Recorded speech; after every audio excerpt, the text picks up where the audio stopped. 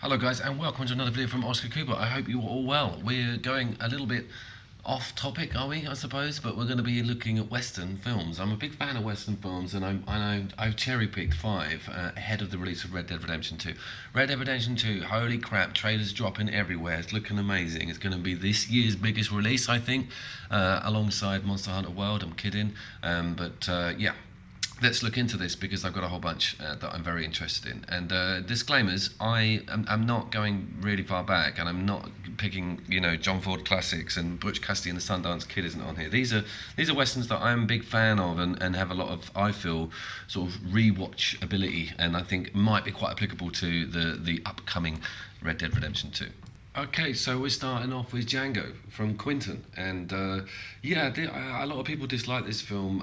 I do like it. Jamie Foxx is very good in it. Christoph Waltz is really good in it. DiCaprio tried goddamn hard for an Oscar in it, and of course Samuel L. Jackson is pretty cool. There's a stellar cast, and there's quite a lot of action and gore in the film. I think that's quite important, and the story is quite convoluted and it's set quite late in the game with the Western world, but that final shootout and how that film comes together and just sort of the violence and the whole world in which these people exist in is awesome, and the film is it can't really be ignored. I think Christoph Waltz came off the back of Inglourious Basterds. He delivers on this as a goodie, and it's great seeing DiCaprio playing an arsehole. So yeah, awesome.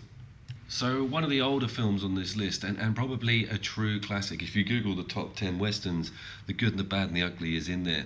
So this is really Clint Eastwood's sort of cutting his teeth in regards to being a badass in a western film. This is the image of him as a cowboy in this film is just become iconic, and of course the soundtrack is also become iconic. If you've never seen it, you need to go and watch this because it's kind of three different stories or three very different characters who are in cahoots and who aren't, all coming together in an awesome universe that really does perpetuate the genre extremely well. It's a kind of a massive film really for the Western film genre because it was one of the first of its kind in that direction, and that soundtrack absolutely awesome and great visuals on the landscape, etc. Well ahead of its time. The Good, the Bad and the Ugly.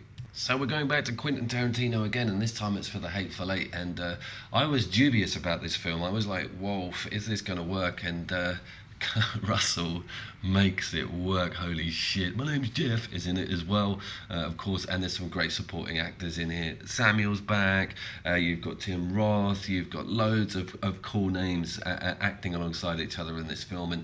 And when you watch this film, it could actually be a play. It could actually be something that's set, on a single stage. But the wide angle lenses, views of the scenery of this film is phenomenal. It actually it was filmed in a panoramic manner that just is breathtaking, absolutely breathtaking. The landscape is awesome. It's one of the things I love about Western films is showing off how cool the American landscape is.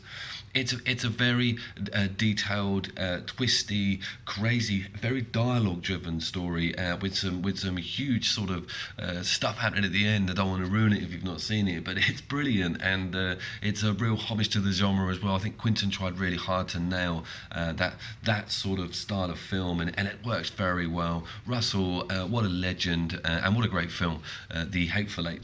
So now it's time for True Grit, and shocker alert, I'm not going for the old True Grit, I'm going for the new one with Jeff Bridges in it, and wow, Coen brothers, oh man, Damon is so damn good, the supporting cast is so good.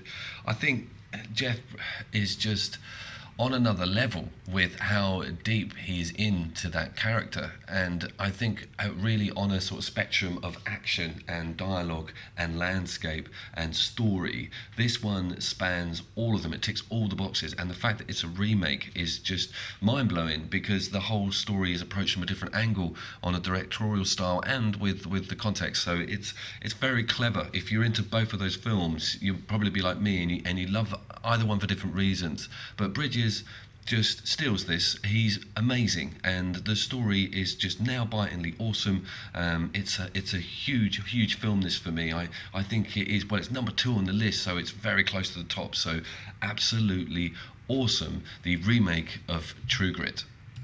Okay, little dramatic pause there for the winner and of course it's Unforgiven, directed by Clint Eastwood and also starring Clint Eastwood.